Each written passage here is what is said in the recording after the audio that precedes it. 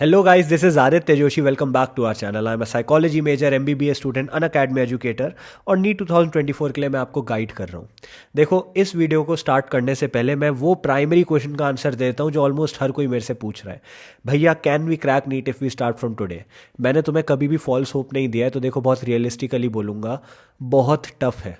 ठीक है, बहुत टफ है। And actually speaking more than 85 to 90% बच्चों के लिए नेक्स्ट टू इम्पॉसिबल हो जाएगा। अगर कोई अभी से जीरो से स्टार्ट कर रहा है और उसको नीट क्रैक करना है तो उसके लिए इम्पॉसिबल हो सकता है। देखो, ऐसा इसलिए क्योंकि यार बहुत सारे बच्चे ना रेडी नहीं है उतना काम करने के लिए। हाँ, इस वीडियो में तुम्हें बताऊंगा 75 डेज में तुम कहाँ से कहाँ तक पहुँच सकते हो, क्या क्या तुम कर सकते हो, लेकिन यार कितने ही बच्चे वो करेंगे। और मैं हर चीज़ रियलिस्टिक रखना चाहूँगा। मैं तुम्हें ये तो बोल नहीं सकता ना कि एक दिन में पूरी बायो ख़त्म कर दो, यार इम्पॉसिबल है वो कर पाना। तो yes, you can crack NEET, but it is very very very tough if you are starting from scratch, if you are starting from zero.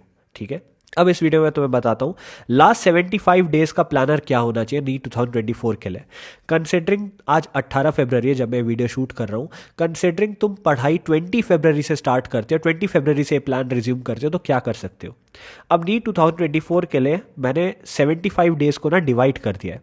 First 30 days, then 20 days, then 10 days and last के 15 days. First 30 days तुम्हारे 20 फरवरी से 20 मार्च तक रहेंगे। Next 20 days 21 मार्च से 10 अप्रैल तक। Next 10 days 11 अप्रैल से 20 अप्रैल तक। And last के 15 डेज 21 अप्रैल से 5 मई तक। स्टार्टिंग के 30 डेज में तुम्हें क्या करना है, 20 फेब से 20 मार्च तक तुम्हें मोस्ट रिपीटेड टॉपिक्स करने हैं। लास्ट 5 ईयर्स में जो सबसे ज़्यादा टॉपिक्स रिपीट हो रखे हैं, जहाँ से सबसे ज़्यादा क्वेश्चन उठ के आए, तुम्हें वो करना है। अब देखो, अब बहुत सारे बच्चे होंगे जो जीरो से स्टार्ट कर रहे होंगे, बहुत सारे बच्चे होंगे जो ऑलरेडी काफ़ी चीज़ें कर चुके हैं, वो रिवीजन मोड में होंगे। तो डिपेंडिंग ऑन तुम किस टाइप के स्टूडेंट हो, तो मैं तुम्हें जो चीज़ें बताऊंगा ना उसको अपने हिसाब से प्रायोरिटाइज करना। अगर तुम वो टॉपिक्स कर चुके हो, वो चैप्टर्स कर चुके हो, तो दोबारा करने का मतलब नहीं बनता है, तुम सिलेबस कंप्लीशन की तरफ जाना। तो ब्लाइंडली फॉलो मत करो जो मैं बोल रहा हूँ, उसमें से मोस्ट इंपॉर्टेंट एंड सूटेबल चीज़ें फॉलो करना। समझ गए? अब देखो, मोस्ट इंपॉर्टेंट टॉपिक्स जो अब तुम्हें स्क्रीन पे दिख रहे हैं, ये लास्ट 5 ईयर्स में आ रखे हैं। कि मैंने एक टॉपिक्स की लिस्ट बनाई थी, हर वीडियो में बताता हूँ इस बारे में, मैंने टेलीग्राम वगैरह पे इसको शेयर भी कर रखा है, तो या फिर तुम पॉज करके लिख सकते हो इन सबको। 150 plus physics, 150 plus chemistry easily यहाँ से आ सकते हैं इफ़ अगर तुम क्वेश्चन प्रैक्टिस कर रहे हो, फॉर्मूला शीट बना रहे हो इन सारे टॉपिक्स की, पीवाईक्यू कर रहे हो और वन शॉट वीडियो से थोड़ा सा थ्योरी का बेस बना ले रहे हो। अगर तुम ये सब करते हो तो तुम इजीली स्कोर कर सकते हो, again depending on where you start from. ठीक है, इसके अलावा तुम्हें पीवाईक्यू करने, लास्ट 15 ईयर्स के पीवाईक्यू तुम खत्म करोगे। एनसीईआरटी के जितने सॉल्व एग्जाम्पल्स हैं फिजिक्स एंड केमिस्ट्री में, तुम उनको करोगे क्योंकि वो एज इट इज आ जाते हैं विदाउट वैल्यू चेंज करें। अब स्क्रीन में तुम्हें एक पाई चार्ट वगैरह दिख रहा होगा जहां पे तुम्हें एग्जैक्टली दिख रहा है कहां से क्वेश्चन उठाए गए हैं, है ना? तो तुम्हें पता चल जाएगा इंपॉर्टेंस कितनी ज़्यादा है। बायो के एनसीईआरटी करोगे। अब बायो के एनसीईआरटी मैं चाहता हूँ हर रात सोने से पहले तुम ज़रूर करो, 2 से 3 चैप्टर रीड करो। भले ही तुम बिल्कुल फोकस से ना कर पाओ, लेकिन यार कुछ तो होगा ना, कुछ तो इम्पैक्ट आएगा, तो उसको रीड करो। ठीक है, अगर टाइम बचता है या फिर वही है ना, जो लोग रिवीजन मोड में उनके पास थोड़ा ज़्यादा टाइम होगा, तो वो 25 चैप्टर्स को भी कर सकते हैं। अब जो तुम्हें स्क्रीन पे दिख रहे हैं ये 25 चैप्टर्स हुए जहां से सबसे ज़्यादा क्वेश्चंस उठते हैं, नंबर वाइज भी एंड ईजी वाइज भी, है ना? ये वो चीज़ें जो तुम कर सकते हो एक्चुअली में, जो इम्पैक्ट लाएंगे। तो अगेन मैंने तुम्हें चैप्टर भी बताए, टॉपिक्स भी बताए, तो तुम्हें एक चीज़ अंडरस्टैंड करनी है। देखो, 3 तरीके की स्ट्रैटेजी वीडियोस होती है मोस्टली, जितना मैंने देखा, जितना मैंने तुम्हें बताया। एक होता है पूरा सिलेबस करना। पूरा सिलेबस मतलब एनसीईआरटी कर रहे हो, पीवाईक्यू कर रहे हो, एग्जाम्पलर कर रहे हो, मॉक टेस्ट लगा रहे हो, सब कुछ कर रहे हो। दूसरा होता है मैक्रो चीज़ें करना, मतलब इसमें तुम उन चैप्टर पे फोकस करते हो जहाँ से मोस्ट इंपॉर्टेंट क्वेश्चन आते हैं, सबसे ज़्यादा नंबर ऑफ क्वेश्चन आते हैं, जो हाईएस्ट वेटेज चैप्टर बोलते हैं ना, जैसे मैंने 25 चैप्टर तुम्हें दिखाए अभी, वो सब। फिर होता है माइक्रो। माइक्रो में सिर्फ टॉपिक्स आते हैं। अब यहाँ पे मैंने तुम्हें माइक्रो की भी लिस्ट दी है ना, मैं तुम्हें लिस्ट दी है फिजिक्स एंड केमिस्ट्री के टॉपिक्स की, जहाँ से 150 प्लस तुम्हारे आ सकते हैं। अब यहाँ पे मोस्ट रिपीटेड टॉपिक्स है लास्ट 5 ईयर्स के, जो मैंने तुम्हें स्क्रीन पे दिखाए थे थोड़ी देर पहले। इन सब का टेलीग्राम में लिंक मिल जाएगा यार, पीडीएफ वगैरह। अभी वीडियो पे ध्यान दो, ठीक है? देखो, आइडियली तुम्हें होल सिलेबस करना चाहिए पहले, उसके बाद तुम्हें उन चैप्टर पे फोकस करना चाहिए जो मोस्ट इंपॉर्टेंट है, एंड लास्ट में उन टॉपिक्स को दोबारा देखना चाहिए जहां से क्वेश्चन उठना है। ऐसा इसलिए होगा ना क्योंकि तुम पूरी चीज़ कवर कर चुके होगे, एटलीस्ट एक बार पूरा सिलेबस हो चुका होगा, उसके बाद तुम छोटे छोटे टॉपिक्स पे जाओगे। अगर तुम डायरेक्ट छोटे टॉपिक्स पे जंप मारते हो ना, तो बहुत सारी चीज़ तुम लेफ्ट आउट कर रहे हो। नो डाउट छोटे टॉपिक से मैक्सिमम नंबर ऑफ क्वेश्चन आने हैं, लेकिन व्हाट इफ क्वेश्चन बाहर से आ जाए, है ना।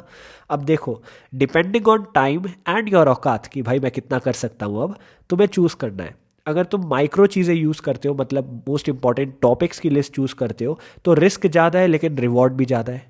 टाइम बहुत कम लगेगा, कम टाइम में तुम ज़्यादा चीज़ें कवर कर पाओगे जहाँ से क्वेश्चन आने की संभावना है। अगर तुम मैक्रो चीज़ें यूज़ करते हो, ठीक है, यहाँ पे रिस्क थोड़ा कम रहेगा, रिवॉर्ड मीडियम रहेगा, क्योंकि तुम यार हाईएस्ट वेटेज वाले टॉपिक्स के अलावा काफ़ी सारे और टॉपिक्स भी कवर करोगे जो चैप्टर के अंदर होगा। यहाँ पे तुम हाईएस्ट वेटेज वाले चैप्टर यूज़ करोगे। यहाँ पे टाइम थोड़ा सा ज़्यादा लगने वाला है क्योंकि तुम पूरा चैप्टर पढ़ने वाले हो बजाय कि टॉपिक पढ़ने के। अगर तुम पूरी चीज़ें करते हो होल, तो यहाँ रिस्क तो है ही नहीं, तुम सब कुछ कर रहे हो, लेकिन रिवॉर्ड भी सबसे ज़्यादा है क्योंकि तुम कुछ छोड़ ही नहीं रहे हो। लेकिन टाइम भी तो कितना लग रहा है ना, तुम्हारे पास इतना टाइम नहीं है कि तुम सब कुछ कर पाओ। तो तुम्हें देखना है, तुम्हें चैप्टर पे फोकस करना है, टॉपिक पे फोकस करना है, डिपेंडिंग ऑन कितना तुम्हारा हो रखा है।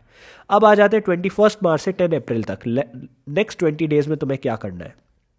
यहाँ पे तुम्हें maximum one shot video lectures देखने हैं। मैं तुम्हें बोलूँगा, सजेस्ट करूँगा कि 2x की स्पीड पे देखना, जल्दी जल्दी देखना। तुम्हारे पास इतना टाइम नहीं कि तुम 2 घंटा बैठे रहो, ठीक है। मॉक टेस्ट स्टार्ट कर दो, फुल सिलेबस मॉक टेस्ट लगाने हैं, पार्ट सिलेबस मॉक टेस्ट नहीं लगाने हैं। 2.5 आवर की सिटिंग के साथ लगाने हैं ताकि तुम एक स्ट्रेस अपने ऊपर क्रिएट कर सको टाइम का। एटलीस्ट हर ऑल्टरनेट दिन एक मॉक टेस्ट तो तुम लगा ही देना। एनसीईआरटी पे फोकस करना, फिजिक्स केमिस्ट्री बायो की। फिजिक्स केमिस्ट्री में खासकर टेबल्स, जितनी समरीज हैं, जितने पॉइंट्स टू पॉन्डर के बॉक्सेस हैं, ये सब ज़रूर करना। बायो में साइंटिस्ट ज़रूर करना। हर साल अब लास्ट ईयर से 2 क्वेश्चन आ रहे हैं साइंटिस्ट के ऊपर, तो इस साल भी 8 मार्क्स का क्वेश्चन आ सकता है साइंटिस्ट के ऊपर, ठीक है। साइंटिस्ट एग्जाम्पल, जितने सॉल्ड एग्जाम्पल है सारे करना, जितने नॉर्मल एग्जाम्पल्स हैं वो भी सारे करना। बहुत बार क्या होता है ना, किसी फैमिली का सपोज एग्जाम्पल दिया, अब वहाँ 4 एग्जाम्पल लिखे, हम 2-3 याद करते हैं, बाकी कर देते हैं, ठीक है यार बहुत हो गया, नहीं सारे याद करो, ठीक है। टेबल्स देखो, समरी देखो, डायग्राम्स देखो। अब 11 अप्रैल से 20 अप्रैल तक हमें क्या करना है। 11 अप्रैल से 20 अप्रैल मतलब जो नेक्स्ट 10 डे होंगे, यहाँ पे आप फोकस करोगे अपना स्कोर इंक्रीज करने में through question practice. Score increase करने के ना 2 तरीके होते हैं, या तो तुम क्वेश्चन प्रैक्टिस से करो या तुम थ्योरी पढ़ के करो। थ्योरी पढ़ के स्कोर इंक्रीज करने का प्रोसेस ना बहुत लंबा होता है, क्योंकि तुम जितनी थ्योरी पढ़ते हो ना उसका सिर्फ 70 to 80% ही रिटेन कर पाते हो एट मोस्ट। तो तुम उसको फिर अप्लाई करोगे, है ना। तो अब तुम क्वेश्चन प्रैक्टिस के थ्रू स्कोर बढ़ाने का ट्राई करो।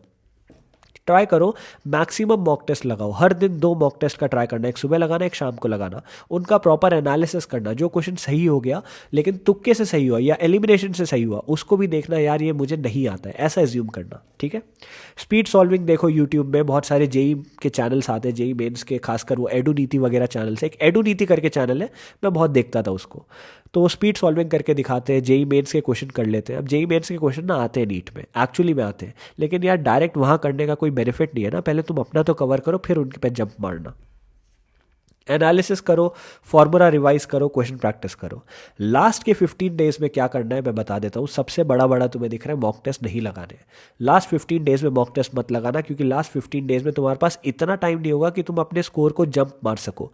और अगर बाय चांस तुम्हारा स्कोर कम आ जाता है तो तुम्हारा कॉन्फिडेंस टूट जाएगा, ठीक है। तो मॉक टेस्ट मत लगाना लास्ट 15 डेज में। एग्जाम्पलर करो, पीवाईक्यू करो, एनसीईआरटी करो, फॉर्मूला शीट करो। यहां से ही क्वेश्चन उठ के आने हैं। लास्ट में तुम फॉर्मूला रिवाइज करो, बेसिक्स पे जाओ, डायमेंशनल फॉर्मूला देखो, ये सब चीज़ें करो। देखो 75 दिन में जो बेस्ट पॉसिबल प्लानर था वो मैंने तुम्हें प्रेजेंट करके दे दिया। इससे बेटर प्लानर हो सकता है कोई बना दे, लेकिन वो रियलिस्टिक नहीं होगा फिर, है ना। तो रियलिस्टिक लेके चलना है तो यार यही कर सकते हैं हम। एनसीईआरटी हो गया, पीवाईक्यू हो गया, मॉक टेस्ट हो गए, रिवीजन हो गया, साइंटिस्ट वगैरह हमने देख लिया, फॉर्मूला शीट हमने देख ली, सब कुछ हो गया। अब बहुत सारी देखो, मैंने जो तुम्हें लिस्ट दिखाई थी ना पहले 150 प्लस के लिए, उस लिस्ट को मैंने पढ़ा भी रखा है। फिजिक्स की वो लिस्ट मैंने पढ़ा रखी है, तो नीचे डिस्क्रिप्शन में तुम्हें उस प्लेलिस्ट का भी लिंक मिल जाएगा, वहाँ तुम जाके उसको 2x में एक बार देख सकते हो। तुम्हारे ऊपर है, अगर तुम्हें खुद से करना है तुम खुद से भी कर सकते हो। लास्टली तुम्हें एक बात बता देता हूँ, बहुत सारे बच्चे मुझे बोल रहे हैं भैया डर लग रहा है, भैया गिव अप करने का मन कर रहा है। यार गिव अप मत करना, अब मत करो गिव अप। अगर तुम्हें करना होता ना, तुम्हें स्टार्टिंग में कर देना चाहिए था। You didn't come this far to only come this far, समझ रहे हो। तुम इतनी दूर आ गए हो, अब गिव अप करने का क्या मतलब बनता है। तुम यार अपनी मंजिल से एक कदम पीछे हो, अब गिव अप मत करो, अब अपना 100% दो। You can do it, you will do it, ठीक है। Make me proud, I am here to help. Thank you.